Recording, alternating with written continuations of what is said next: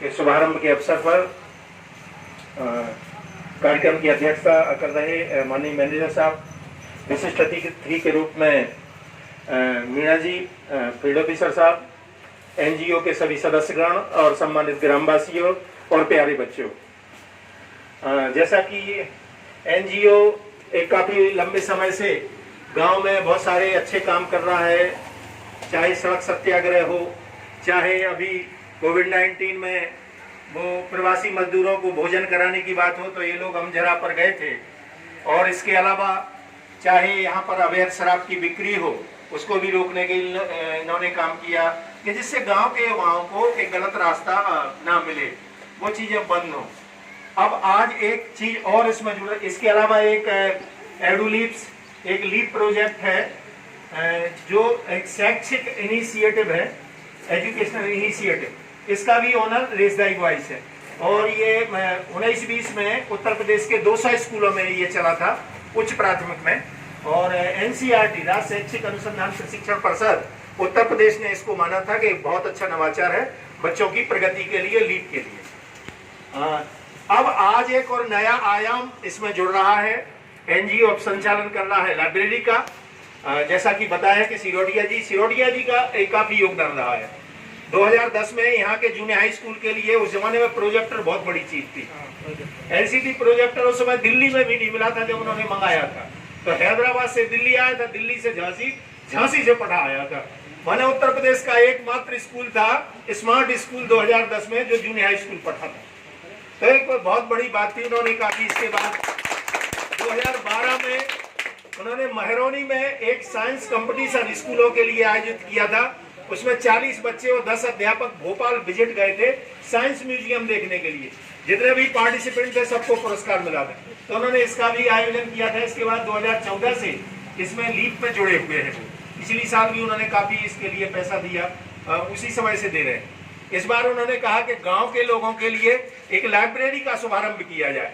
अभी गांव के लोग घर से जब कभी निकलते होंगे और घर के बच्चे या कोई रास्ते में मिलने वाला जब पूछता होगा कहाँ जा रहे भाई, तो कोई कहता महरौनी जा रहे, तो पूछने वाले के मन में विचार आते हैं, अरे ये महरौनी जा रहे, कोई काम होगा, तहसील जा रहे होंगे, बाजार से कुछ खरीद रहे होंगे।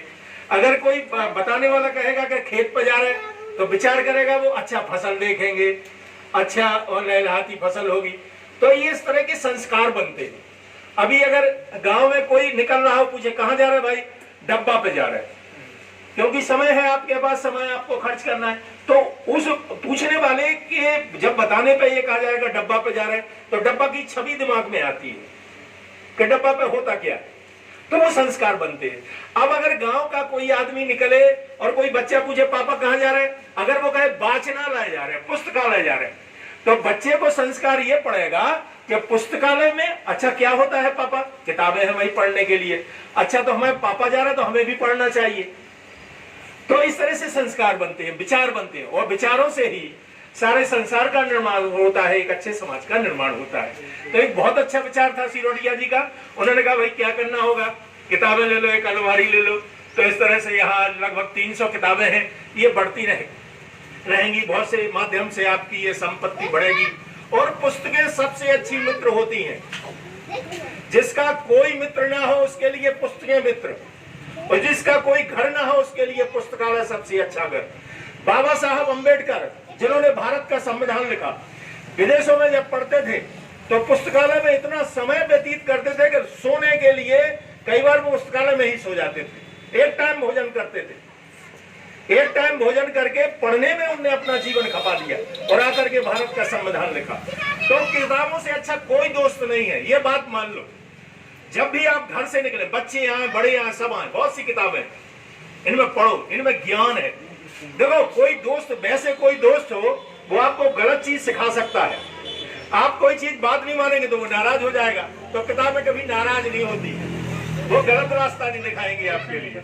तो आज का शुभारंभ हो रहा है, हम अपने अतिथियों का एक बार फिर, एनजीओ ने तो कहा ही है, मेरी ओर से आपका हार्दिक अभिनंदन है, आप आए सबको प्रेरणा मिलेगी।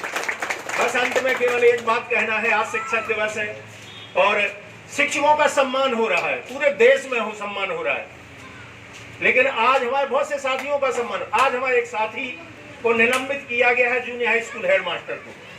वो एक बहुत उसकी पीड़ा है और वो मन में बहुत तकलीफ है। काफी दिन से सब लोग परेशान हैं। इसके संबंध में विभाग का तो रुख ठीक है, वो चूंकि प्रशासनिक अधिकारी हैं, उनके ऊपर काफी दबाव होते हैं, लेकिन गांव के लोगों को भी कोशिश करना चाहिए, अपनी बात उच्च अधिकारियों तक रखना चाहिए। यहाँ पर उनको करीब 14 साल हो गए, कलीम खान की कोई शिकायत कहीं पे भी नहीं मिलेगी। जब 14 साल में कोई शिकायत नहीं मिली और आज भी गांव वालों ने नहीं की, तो आज फर्जी लोगों ने वो एक शिकायत डाल दी है, जिसके आधार पर उनके खिलाफ कार्रवाई हुई है।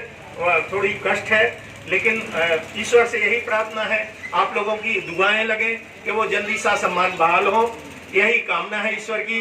और इस वाचनालय के माध्यम से गांव में सब लोग अच्छे मार्ग पर चलें, बढ़िया करें, तरक्की करें, इसी शुभकामनाओं के साथ बात समाप्त करता हूं। नमस्कार, जय हिंद, जय शिक्षक।